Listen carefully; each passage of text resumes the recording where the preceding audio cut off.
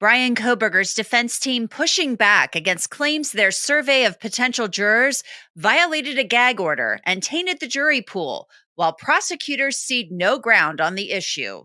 I'm sorry if you're feeling hurt about us raising this issue. I could see you were almost breaking down a few minutes ago when you were talking about slide number 33, slide number 31. That's not the intent, and it's certainly, I'm surprised to see that reaction from an experienced expert such as yourself. So I apologize for that. I accept your apology, but the idea of after working really hard 15 years to develop a credible reputation and being told, watching on a Zoom, that I am tainting the jury pool and poisoning the jury pool and contaminating the jury pool by doing what's required and standard, I'm not crying. I'm angry. Okay. And yes, it doesn't matter. And please go ahead and be as angry as you like as you continue your work for the defense in this case.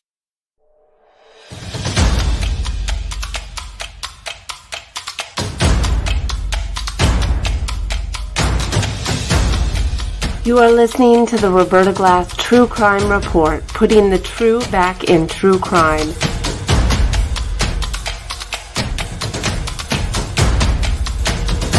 From New York City, Roberta Glass is now on the record.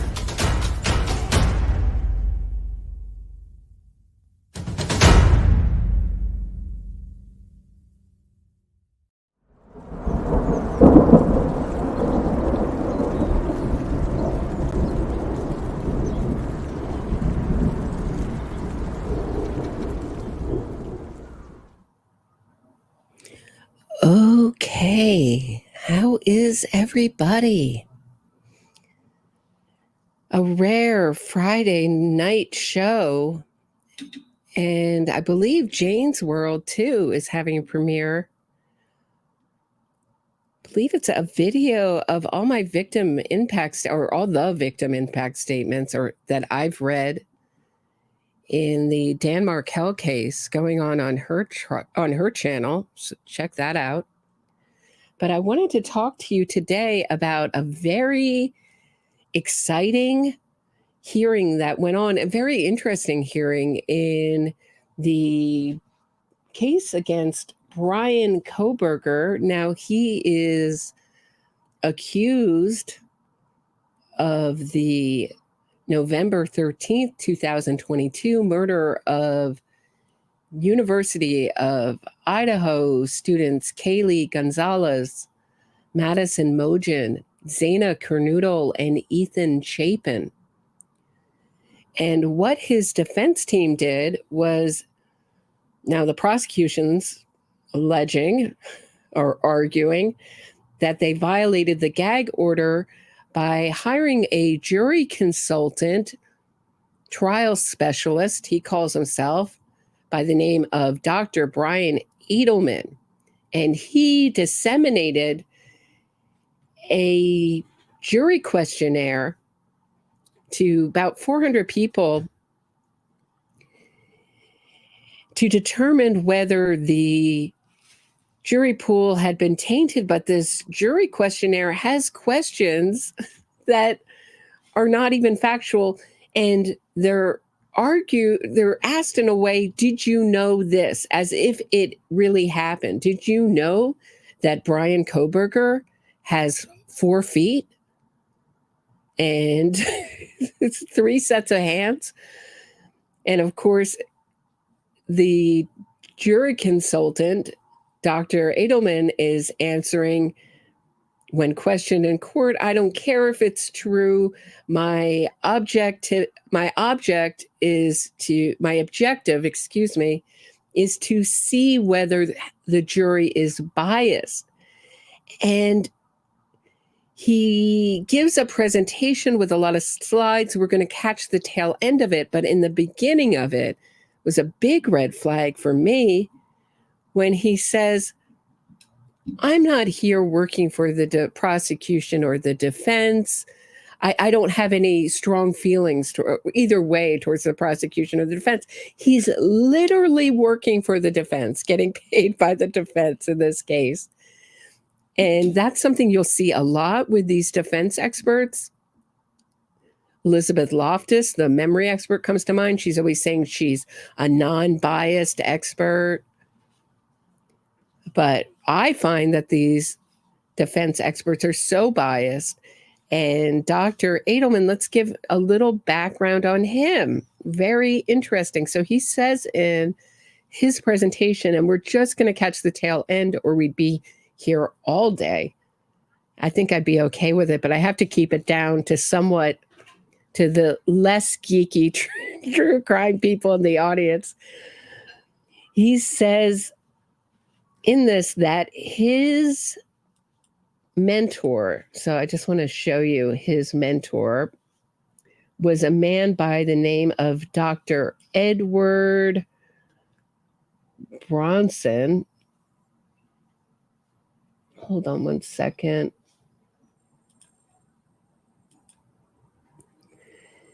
And this is from the California State University at Chico.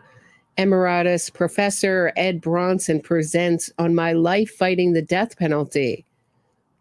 Also an interest of Dr. Edelman, but he didn't say which side he was on, but clear that he's on this side. He fought the death penalty, and Bronson, according to his obituary in the New York Times, he died about 4 years back, was that his expertise was to get changes of venue. So that's really the aim of the defense here, is to get a change in venue. And it seems to me that this whole field of study, or interest in studying and seeing how biased the jury is pretty much an outdated idea, because now with social media, our news is so national. I'm really not sure how going to the town next over instead of Moscow, Idaho, is going to help you in this. So many people know about this case, know about the facts of the case. And according to Dr. Edelman's presentation, everything is prejudicial. If they know the name Bryan Kohberger, it's prejudicial. And the judge reminded the defense in this hearing, he was like, look, and it's so great, the judge is named Judge. His last name is Judge. He said, look, we have open courts. This is my words, not his, but his point was, we're going to have evidence in the public domain unless you file everything under seal. And we know some of the evidence is under seal, and there is a gag order in this case now. But we know the bare minimum, that there was a sheath of a knife left at the scene. And we know a little bit about Bryan Kohberger, that he was a graduate student, that he was reaching out, very interested in learning more about the criminal mind, very creepy, almost like a movie.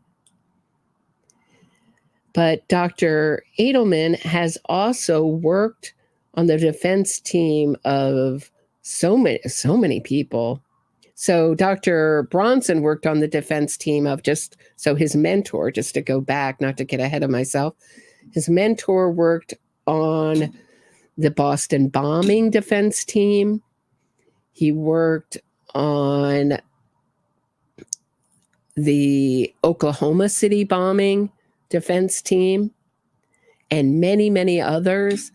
But Dr. Edelman worked on the defense team of now convicted fraudster, former DA of, they call it state's attorney in Baltimore, Marilyn Mosby, who let out Heyman Lee's killer, Adnan Syed, on a bunch of really ridiculous evidence. One of the pieces, one of these new suspects that they put forward was actually Adnan Syed himself. It was such a fraud, and not to hear anybody in our media call it out for the fraud it was extremely disappointing. But let me just show you a news story where he's mentioned. Very similar to this. Marilyn Mosby's attorneys defend trial experts' findings in latest filing. So this is from Fox News. In the second part of their split filing that asked that the court move her trial to Baltimore, attorneys for former Baltimore City State's Attorney Marilyn Mosby, so she's on trial for fraud, defend their trial's experts filing that media coverage of Mosby's case may have tainted the jury pool in the Baltimore area. So what makes this so interesting to me is you have the defense, in my view, doing exactly what they're fighting against. How can you not say it's prejudicial to ask a bunch of nonsense questions and put it in it so it's coming from people that you think are really trustworthy? If you're being asked, if you're one of these people who have been given this questionnaire, and they're saying, do you know, as if it's true? But I wonder what is the future of Dr. Edelman's business. And I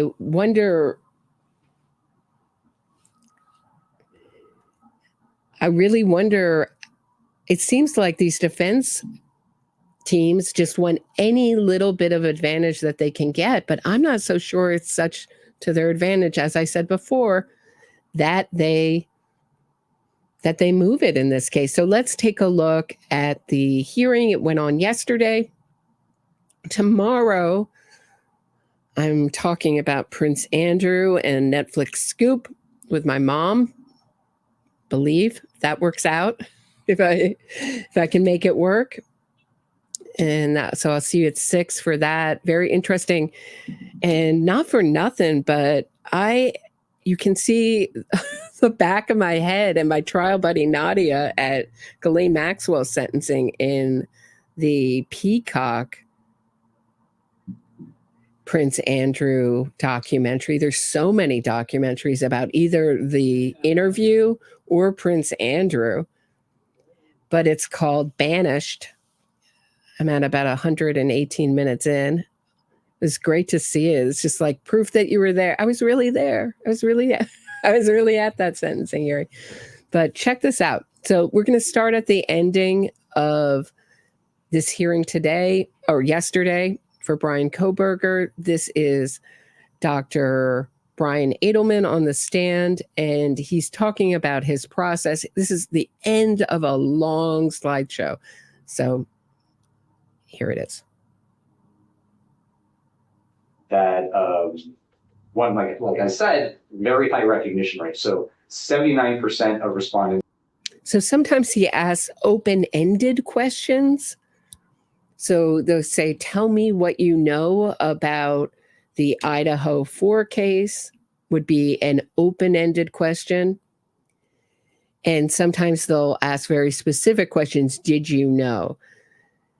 And he's also argued, Dr. Edelman has also argued that any pictures that are published pre-trial that basically evoke any emotion at all are totally prejudicial. So I think that our court systems are really filled with these kind of experts that will do anything and everything to stack the deck in the defense's favor. And I don't think much of them. Knew at least 5 of these items. So the idea that we're undermining his due process rights, everybody knows all this stuff. It's very high rates. 82% of respondents who recognize 7 of these items or more reported that he's guilty, compared to if they only knew 2 or fewer, only 29% thought he was guilty. And so it's the idea that it's the knowledge that makes you feel he's guilty, not that he left a lot of evidence, that the evidence is very strong against him, that it's a hard case. It's just that the whole public is so biased and he can't get a fair trial. Okay. the average was 6.2. So the average number of these details people already know is 6.2. Given specific case-related bits of information, these 9 have you read, seen, or heard questions, does recognizing one of those questions, if that's oh yeah, I know that one, does that change the incidence of bias, or does that relate to I've already prejudged this case? It does. And what's really interesting is kind of going back to the open-ended question. So again, I won't mention the detail, but there's one that was widely reported. It's in that affidavit.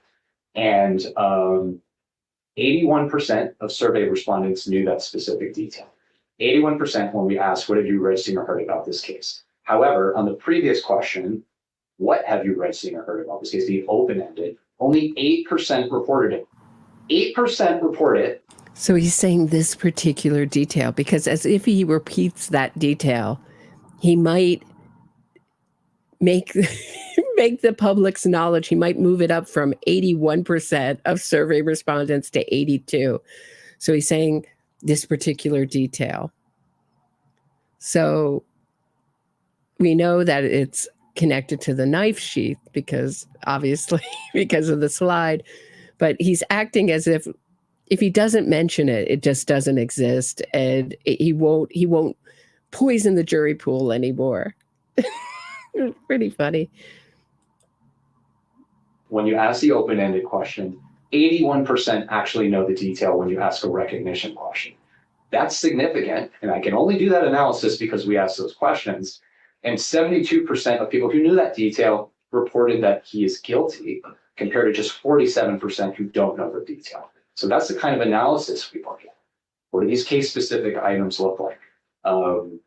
If you know this media item, is it correlated with guilt? What percentage of people know that media item? How many people mention it in the open? Is it consistent, or is it perfect overlap, or nobody talks about it, but they all know it? So now it's a media item. It's not a piece of evidence.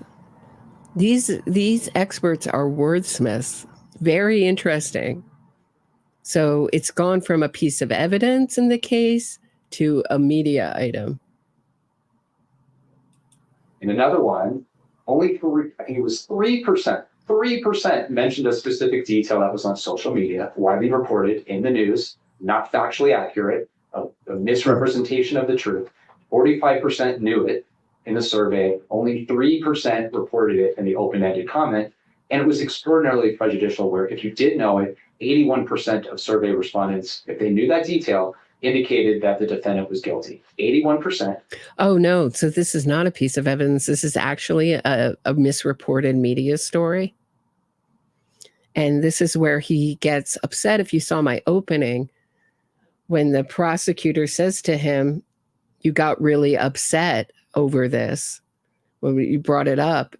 And he says, well, my reputation is at stake. And he's like, I think you'll do okay with your reputation intact working for the defense. It was obviously he was as offended as I was, as this jury consultant trying to present himself as a non-biased witness. It's like a non-biased witness. It's just helping out, but being paid by the defense, probably very handsomely. Half the sample knew about it, but only 3% mentioned it when I asked the open-ended question. So again, if I didn't ask those questions, and the only thing I asked was the open-ended question, it would appear that people don't know a lot of prejudicial detail because they don't mention the detail when you ask that question. And that is, from my experience, doing post-conviction work, reading voir dire transcripts, coding transcripts, doing hundreds of jury selections, being involved in these cases, coding juror questionnaires. This is the phenomenon that we see all the time. It's nothing new, and the only way to look at it is by doing the survey this way. Before I ask the question about courts relying on surveys to make decisions, using these surveys to make decisions to change venue, when you talk about things that are in the media that aren't true or might not come in, we've heard a lot about that today. Are you telling me that that's still going to be in my courtroom? Things that aren't true, that don't get brought out in trial, those are still going to be in the jurors' minds? Absolutely. And again, there's social science research on this, looking at the impact of inadmissible content, the effectiveness of judicial instructions, and how it impacts. But who does this research? What we know about our universities is that there are tons of Innocence Project connected clinics where they lead students and really indoctrinate them into the ideology of the wrongful conviction movement, very pro-defense. So who is leading this research, and are their conclusions at all influenced by their own bias? Certainly Dr. Elizabeth Loftus, there has been trouble ever replicating some of her key studies that she's famous for. Let me put it, that's the nicest way I can put it. Jury decision making. Just because you say it's not evidence doesn't mean it's not prejudicial. Just if I know it, it impacts how I view the defendant. It serves as a filter through how I process information. I might expect to hear that information when I can assume that I will, so it has an impact. One interesting study looked at jurors' ability or participants' ability to recall the source of information. And what they found is after a few days after a trial, people couldn't recall what information they had learned from the media and what information they recalled and learned from the trial. So they assumed stuff in the media came out in trial. The idea that I can cognitively say, okay, I know this prejudicial detail, and I'm going to put it in a box in my mind and never think about it and process everything, and it's never going to affect me. It's just, there's nothing to support that. It's kind of in our... You know, you talk to juries who find people guilty, and nobody comes out triumphant that they found someone guilty. I mean, you look at these interviews with jurors who have concluded someone's guilty, and they feel solid about their decision, but nobody's happy sending anyone to prison. It just seems like Dr. Edelman's assuming that we all want to be biased, that we want to believe the state, that we haven't seen 12 Angry, that we all haven't been raised on To Kill a Mockingbird and 12 Angry Men, and that we wouldn't love to acquit someone if that were the case, if there weren't strong evidence against them. And juries do acquit people all the time. It's acting as if it really reminds me of Charlie Adelson saying that the only reason he didn't get a fair trial was that it was so much media coverage and the people of Tallahassee were so against him. And you listen to the voir dire in that, and they're all willing to honestly look at the evidence and see where it goes and make a decision together based on the evidence. And that's all you can ask from a jury, is to have an open mind and evaluate the evidence.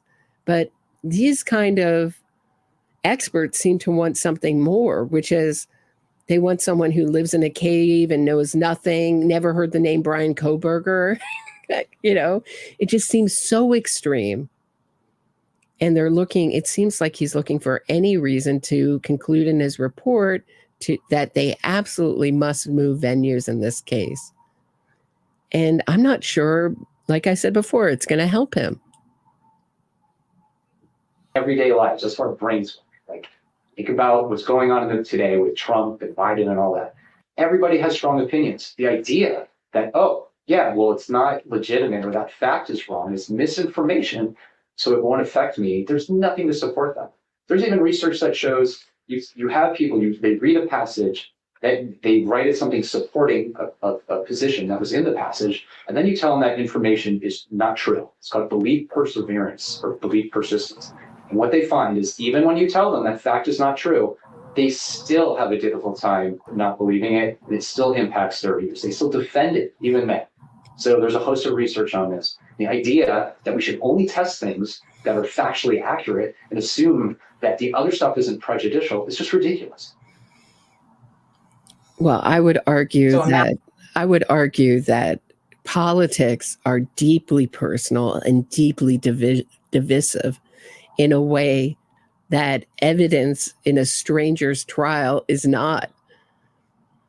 So I don't think that the analogy of Biden or Trump, those things go to our identity, to the way to our values, to the way we were raised. And it's very interesting that these experts will always talk about bias, and they assume that I don't know, that we would want to convict somebody, that we would want to. It's like, well, even when you're told it's not true, you're going to stick with it. But you're the one doing it, Dr. Edelman. You're the one putting out and amplifying false information into the jury pool, and then arguing that, sorry, this jury pool is too biased. It's, in my mind, madness. Show me where I'm wrong. Massive amount of prejudicial media coverage is a factor that has to be considered in a case with this kind of coverage. Is that right? Yes. I want to know, though, from your experience, have you done a survey like this that contained these 9 case-specific questions where a judge decided to change venue? Yes. Will you tell us about that? Yes. So in Nichols, there was a case in Washington, and this is kind of what I was referring to. So it was a defendant who had been convicted in 2012 for murder, Grant County, Washington. Later, it was a high-profile case, and then later the conviction was thrown out. It had something to do with jury instructions or something like that, and there was going to be a new trial. And quite a bit of time had gone by, like a decade. So we did a survey because that fact, knowing that detail, would be highly prejudicial. So what we found was 42% of survey respondents had read, seen, or heard about the prior conviction when we asked that case-specific media item. However, when we asked the open-ended question, what have you read, seen, or heard about the case? Only 12% mentioned it. So 12% mentioned it when you ask the open-ended question you use in voir dire, but over 42% knew about it. Now, you could never ask a juror, well, did you know a jury convicted him of murder if he didn't mention it because you're poisoning the well? And the court agreed and was worried about the effectiveness of voir dire as a remedy in that situation and granted a change of that. Have you had the opportunity?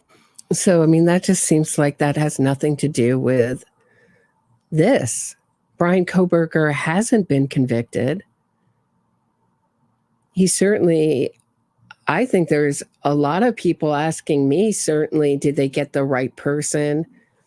There's been a lot of true crime channels out there saying they got the wrong guy and throwing out totally false information into the public. They're not worried about that prejudicing the jury. That false information, it's just interesting. So I don't think that had anything to do with, well, they moved the trial in that venue where a guy was convicted. I don't even understand how that's relevant. Opportunity to pay attention to any prejudicial media coverage since the hearing last week? I have. What is that coverage? Well, it created a misrepresentation, false narrative that we, myself specifically, had done something wrong to poison the well, taint the jury pool, and using language like that. That became part of the narrative. I saw it on Reddit, on social media, in the news, that once again, going into this idea of what the story was, that the defense had done something wrong, debate about whether it was part of their tactic to delay, get him off on a technicality, and so on. And again, what I did, just want to be clear, is the standard practice in the industry, done hundreds of times in high-profile cases throughout this country. There's nothing I did to contaminate the jury pool. Everything I included was why. Yeah, because that's what it looks like. That's what it looks like when you're disseminating false information and putting it in the heads. Did he or did he not just argue that it is very hard to get people to forget false information, and that after you give them false information, they will still argue that it's true? Did he not just argue that? So when you put out false information and report it to them like it's true, it comes off like you're trying to get your client off on a technicality, and at the very least, use any means necessary to get the venue changed. That is what his mentor, that was his mentor's specialist. And he describes Dr. Bronson as his mentor. That was his specialist, venue change. And he can say he does all sorts of things, but that's really what he came in here to do, is to get a venue change, is to say, sorry, this has been, so it does, this jury pool is too biased against our client. We need a different venue. So it does look like you're using sleazy and sneaky tactics. Widely disseminated by the media in this county hundreds of times, if not more. And most of it came directly from an affidavit that the government released in a press conference and encouraged everyone to report. Did I tell you what questions to ask? You did not. Would you take my advice if I told you what questions to ask? I would not. And I'll tell you why. Is, as I mentioned, my role is to be an objective expert to provide the court with information so the court can make a decision on if any remedial measures are necessary. He said, guys, are you getting this? Is everybody understanding that he's an objective expert just taking money from the defense? Everybody get it? Anytime you hear any of these paid experts, Dominic Dunn used to call them horrors of the court. These experts.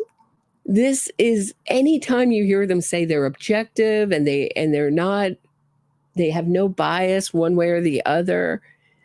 If your eyebrow isn't raising, you're not getting it. You're not getting how this game is played. They all say that, and they are the most, they're advocates. That's what you're being hired to do. You're advocates for the defense. You're an advocate. Dr. Loftus was so great. If you go back to the great interview I did with the great John Luanne, prosecutor of the Robert Durst case, did 3 episodes with him, but the last one was on his fantastic cross-examination of memory expert Elizabeth Loftus. And she wrote a book called Witness for the Defense.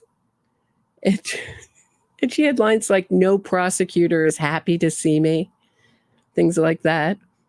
So you literally write a book called Witness for the Defense, but you're an objective, impartial witness. Yeah. Okay, great. Great job, Elizabeth Loftus. Same thing here. I don't care what questions you want in the survey, and I don't care what questions the government wants in the survey. What I want to do is conduct a valid survey that's objective, reliable, and provides meaningful information that can be used by the court.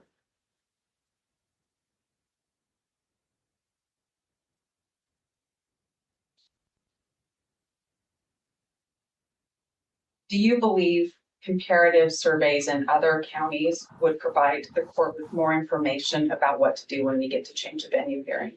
I do. Why? Because this case has received a lot of media attention across the state. It's a national case. And depending on what the results are of this survey, I'm assuming if we find that there's grounds for a change of venue here, if that's the recommendation, the response will be, well, there's nowhere else to move it. Everybody's been cut saturated with pretrial publicity, so there's no need to change it. The point of the comparison survey is to address that question. Is there anywhere in the state where you could move it? Maybe there's not. I don't know. But that's the only way to find out. And you have to conduct the survey in the same manner. I don't know. If I just ask people what they know about the case. I think we're going to move the trial to Amish County, where where they're not using electricity and don't watch TV. I mean, what do you, yeah, it's a really good point. Where can you move this? And they're saying that the state prejudiced the entire jury pool by releasing the arrest affidavit, but we have open courts. Some of this the public has a right to know why someone was arrested at minimum. And no, that's not all the evidence, and a lot of it's kept private. Shari B, thanks so much. Thoughts? Roberta has Bryan Kohberger planned all this sheath. Staying judge entered his plea. Stalled alibi using teaching experienced how to get away with. Starts with an M, ends with an A. The longer it takes, the more people will learn of the case and cause doubt. So is this a stalling technique? Very interesting question, Shari. Yeah, I don't know. I think they're doing anything they can to get any little advantage. I think this is a loser for them. I've always felt that he wasn't an experienced criminal. I think he made a lot of mistakes, and I'm not convinced that they got the wrong guy in this case. I know a lot of people are. I'm not one of them. Obviously, I'll keep an open mind until trial, and I do love to have my mind changed. I was watching the Karen Reed hearing today, and boy, does the defense look nervous in that case. To my eye, they look like their whole plan was to throw everything into a pre-trial, what I see as an innocence fraud campaign. I know my boyfriend disagrees with me on this case. And to hope that the whole case was dismissed by public pressure. I mean, what was the point of going knocking on doors and all the protests and hiring people to show up with signs? And I think they might even have bots in the comment section. I think it's a full court press for Karen Reed right now. And I think they're very worried about going to trial. That's what I think. That I could be wrong. We could get to court, and I may be amazed at an incredible defense. I've changed my mind on so many cases when I've learned more, and I don't know everything about that case. I've just, for the things I've read, and especially the interviews with Karen Reed herself really raised my alarm bells. When she's asked if she killed Brian O'Keefe, she says, she doesn't say no, she doesn't deny it. Instead, she says, we all know who did it. And her lawyer has to step in and say, no, she didn't. I mean, it just, common sense from living on planet Earth tells me something's very wrong. And her hostility that shows up in her interviews towards the victim concerns me. Her attitude, her arrogance, her loving of the limelight, her total lack of grief and remorse. All those things worry me. And also the fact that I see no reason why there would be a giant conspiracy, or no reason why anyone in the house would have any motivation. Where she had a lot of motivation, they were having a lot of problems by her own admission and her own words. And you get changing the story. I just recall when it happened, but you have the same guilt rate. Do they know inadmissible details? Do they know about things from that affidavit? Do they have a lot of case-specific knowledge? Or is it just a general awareness of the case? Did they drive by the house where the crime occurred? All these things that make this county unique that you want to test for in other communities. So it's not just a question of general awareness. I need to know what case-specific information they have, what misinformation they have, what media items they've been exposed to. Do they have as much case detail and knowledge as they do here? All of those things. So that's why I would suggest it's important. Without that, the only thing I can do would be to collect the media coverage and assess, for example, like, are there fewer articles published in Bonneville County or Ada County compared to here? That's all we have. I wouldn't conduct a survey that I know is going to lead to misleading information. I'm not going to do that. To change the survey, would that go against the methodology that you use? Yes, if I change the survey and I don't include those items, I can't test. Well, do people know a lot of case-specific information that was widely reported? Are those specific items related to bias? Which items do they know? Do they know the ones that were all over social media or not? Like, that's the whole point of asking those questions. What you'll get is, well, I don't know much, but I saw it when it first happened. I remember reading about it a while ago, but haven't seen anything lately. I know the defendant was, arrested or whatever, or things like, oh, I followed it close. Okay, great, I followed it closely. Does that mean they know a lot? I don't know. I can't assess just from someone said, I read the news or I followed it quite a bit. That doesn't tell you anything. That's not meaningful information. So yes, we need to conduct it in a safe fashion. Last week, your professionalism, your work, your reputation was impugned. I believe it was, yes.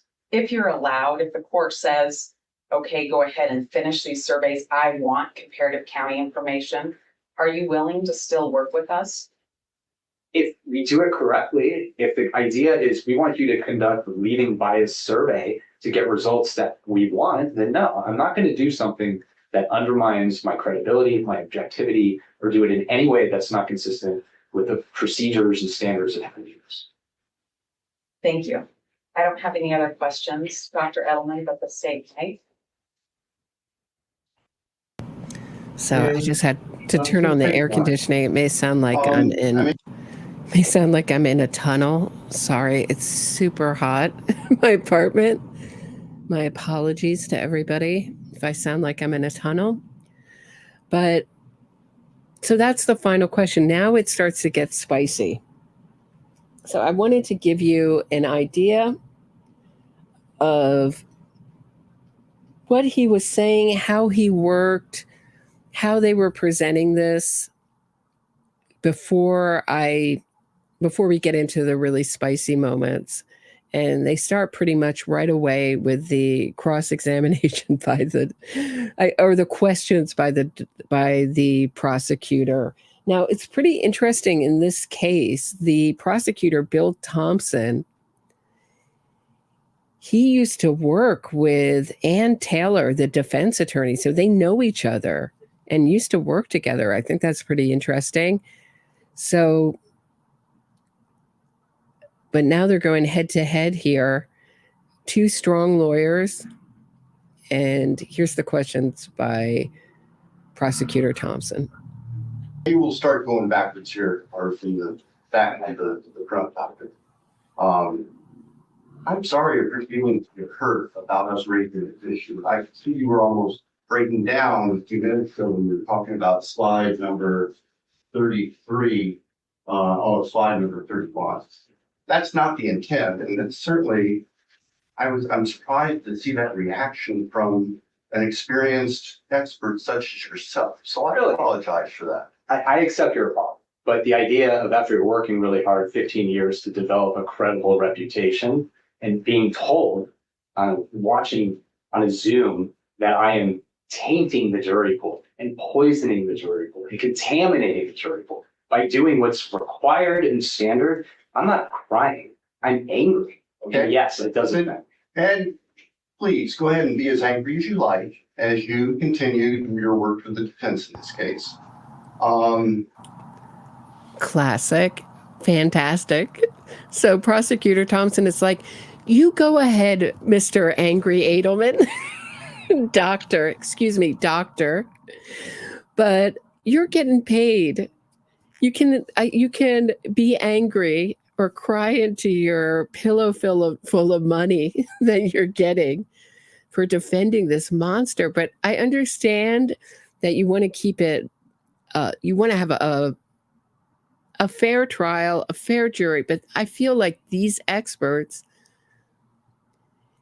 move us further away from a fair trial, not bring us closer. And they use all sorts of manipulation to stack everything as much as they can in favor of the defense. Otherwise, they wouldn't be useful to the defense attorneys. And I think it's really disingenuous for him to represent himself as an impartial expert. It is a fact, though, that you don't know of the, 400 citizens that were questioned on this survey. You don't know which ones of them did not already previously know any of the fact-specific representations in your questions. Isn't that true? I do know because they answered yes or no to the question. No.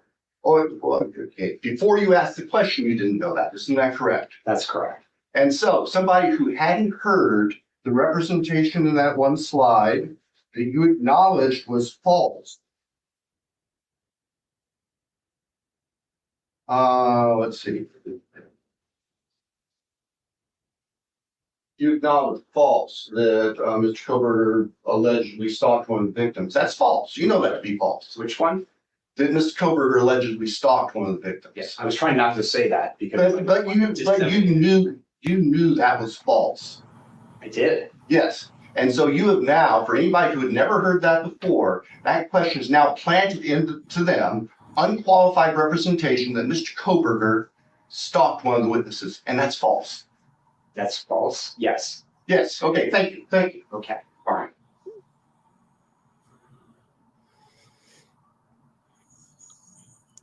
So exactly right. You implanted it, and now it's been implanted in the larger true crime watching public, which is, I have to admit, a tiny, tiny, tiny fraction of the population. As popular as this case is, most, I would say, you can still get a fair jury pool, but it doesn't make it more fair for the jury. And it certainly looks like you're poisoning the jury pool. As he objects about his 15-year. This guy went to Florida State University, where Charlie Adelson, I believe, went, and also Junam Chadha for all the Dan Markel watchers, case watchers. Just a little interesting factoid. Undergrad in psychology.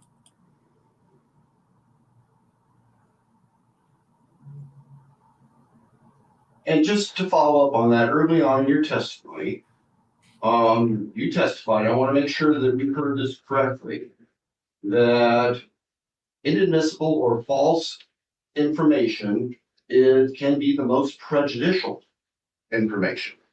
It can be. Yes. And your surveyors put that false information into the minds of people who were asked that question who may not have previously heard it. Correct. Correct. Relative Thank to you. the media. Thank you. It's mentioned it hundreds and thousands of times. And just make sure we're clear too, around the same time in your testimony, I believe you testified that you don't care if the information that you put in your specific questions to the people being surveyed is correct. That you said that, didn't you? Right. I don't know what you mean by correct. True or false? I care about whether or not it's proliferated by the media. You don't care if it's true. No, I don't. I don't care about is it prejudicial. So it's okay to taint people who had never heard that information before for the end result of identifying others who have and might have bias. Is that a fair statement? I'm going to object to the questions. He can answer the question. Badgering. Wait. Let me finish my objection. Yeah, there's an objection. He's badgering the witness. He's misstating his testimony, and I object. The witness testified you didn't care if the information was correct, Judge. Yeah, overruled. So, May I? so just No, that's okay. one person can talk at a time. And, let's take down the tone a little bit. Yes, sir. I didn't think the tone was particularly contentious, but that was pretty fair of John Judge to even make that request. But he's the one who said, I don't care if the questions are fair or true, not fair, excuse me, true or not. I don't care. So it's an interesting line. And I think that the reason why it's cutting so close to the bone for this expert is because he's being called out on some very, what I would call, as the young people say, some very sus practices, meaning suspect practices. This is this is a guy whose mentor is all about getting venue changes. Here they want a venue change. And by disseminating this information into the potential jury pool, false information, it looks like you're forcing the hand of the judge to go, look, sorry, the jury pool has been poisoned with a lot of false information, or they believe a lot of false information, and you don't even know if those are the people who are they're just potential jurors. They're not even people who are getting picked for the jury. It's just too far out there. It's already out there. No, sorry, venue change, granted. Because I think they know it's a real long shot here. That's why you would hire someone like this. I really like this judge from what I've seen in the few.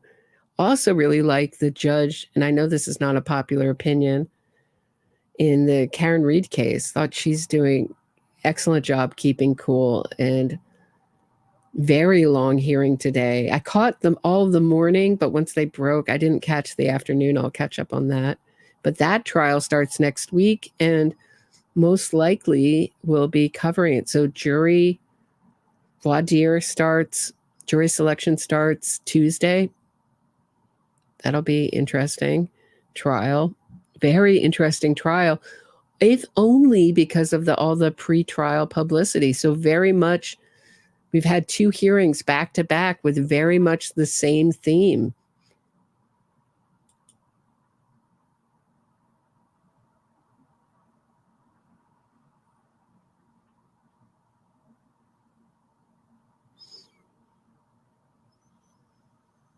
Okay, is he looking for his notes here? It's very quiet. Okay, just so we're clear, the questions, fact-specific questions were propounded to people who were taking the survey. Did not, after asking the question even, qualify the false facts as saying this may or may not be true, or this is actually a false fact. The survey didn't tell them that what they might have heard was false.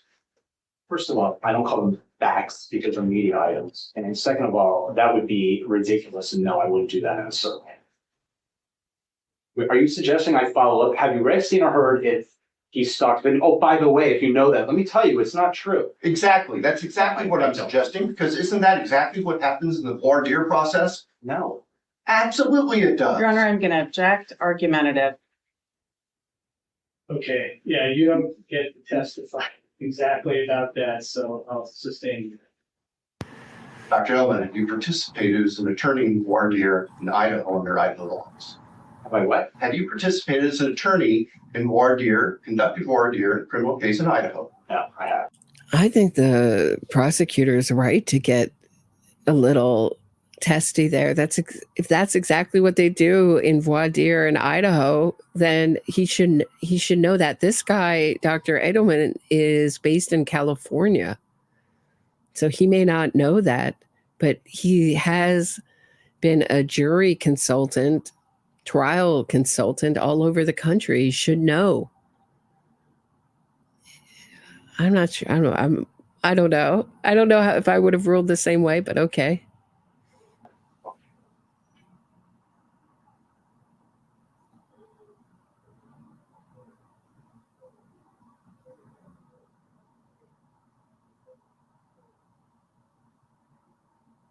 And just to be clear, because in 2 places, at the beginning and at the end of your testimony and your PowerPoint. This PowerPoint, you created that, Ms. Taylor. So you adopt what the contents of the PowerPoint speaks. Yes. Okay, thank you. Just to be clear, not every fact-specific question that your surveyors asked came directly from the probable cause affidavit. Isn't that true? Well, to be clear, they're not facts. They're media items. They're representations of Your Honor, fact I'm going to object. and the PC And affidavit. Hold on. I'm objecting and ask that he allow Dr. Edelman to complete his answer before he jumps back in. They're simple yes or no questions. What was your question? Oh, yeah. Let's just say one at a time, okay? Listen to him answer and we'll be through at some point. Thank you. So, Dr. Edelman, isn't it true that there are among the 9 fact-specific questions, that's my characterization of the 9 questions, we know which ones we're talking about. Not all of the representations in those questions came from the probable cause affidavit. Isn't that true? That is true. And are you aware that under Idaho law, probable cause affidavits in criminal cases become open to the public by operation of court rule once person is arrested and appears in court? I'm sure that's true. I'm just not used to having press conferences to tell the media to disseminate the information far and wide. Oh, so let's talk about that. That press conference was made prior to Mr. Kohberger's appearance, prior to the release of the affidavit, and the press conference only referred the media to what would be part of the official court record. Isn't that true? I don't know. All I heard was this is going to be released. I encourage you to tell your listeners and viewers and anybody who's interested in the truth. Right. It's exactly because we have open trials. They're acting like everything should be sealed. And that's not the way our courts work. We have open courts in America. So I wish, for time consideration, I didn't include this in today's presentation, but they clipped the press conference and it was hilarious to say that this was that this would bias the public. It was basically saying, we'll wait for the trial, but we will release the arrest affidavit as soon as we get the approval of the court to do so. And the court approved it. And the judge at the end of this is like, look, this is the way our courts work. The public has a right to some of this information. And there are times when I was at a NXIVM hearing where they were arguing to kick out the media. And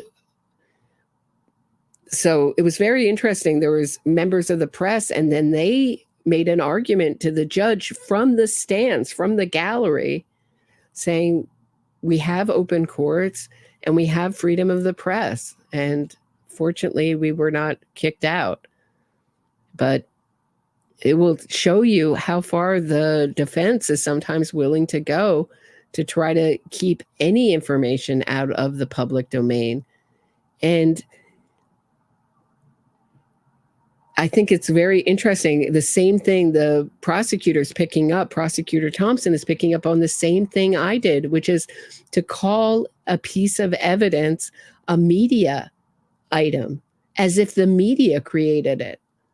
Not that Bryan Kohberger or whoever did, and that's for the state to prove, left a sheath of a knife there at the scene, and that will be argued or admitted into court as a piece of evidence.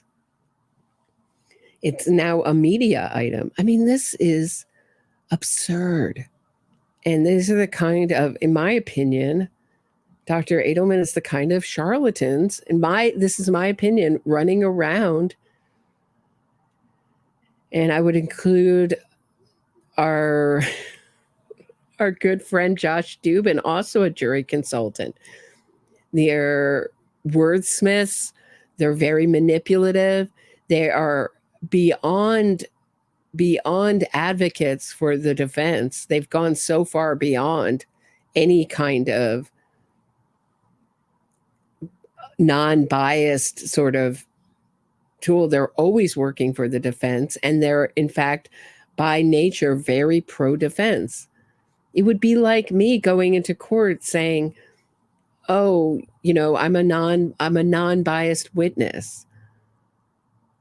When in fact, I tend to, in trials, because I watch a lot of trials, I tend to side with the jury in most trials.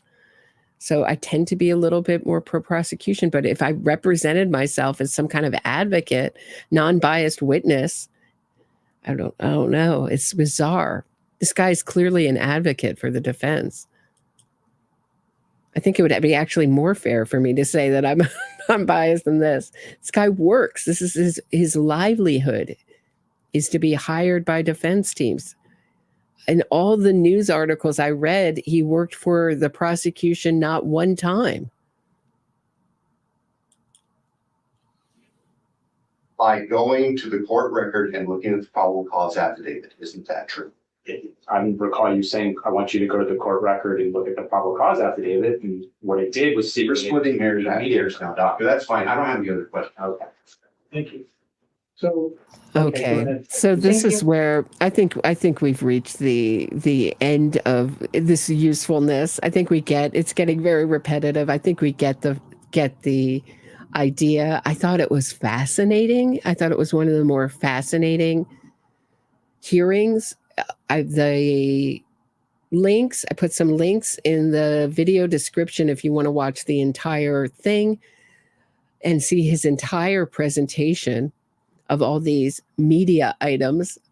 But is this the future? Is this where we're getting so many euphemisms? And it seems that the more euphemisms we get, the farther and farther we're getting away from reality and truth. And it seems like language is really being played with. And anybody who's read 1984 by George Orwell, certainly that's something he really honed in on. It was the use of language and how it can be used in propaganda. And I would say that this is another real meddling in our legal system. And I don't think it really helps Bryan Kohberger. I think it hurts him. But the aim is eventually to just, in my opinion, is to prejudice the jury pool so they can get a change of venue. I think that's the ultimate aim here. But very, very interesting, or I found it very interesting. I hope you did too. Please leave a thumbs up, subscribe to the channel. If you're listening on Apple Podcasts, please leave me a 5-star review. I'm back tomorrow to talk about Netflix, the brand new Netflix movie on Prince Andrew, the most disastrous interview ever done in the history of the world. I'm going to call it that. Unless someone can argue otherwise, it makes Nixon Frost look like nothing. The most disastrous interview ever given by anyone. Whitney Houston's whack interview makes that look absolutely like a nothing burger. Prince Andrew's interview given to Nightline, and it's a whole movie scooped on just on the interview, how it was gotten. And of course, Prince Andrew and his staff thought he did great. Talking with my mom tomorrow at 6 p.m. See you then. Have a great night, everybody. Check out Jane's World's channel for the victim impact statements. And I'll see you tomorrow night. Have a great night, everybody.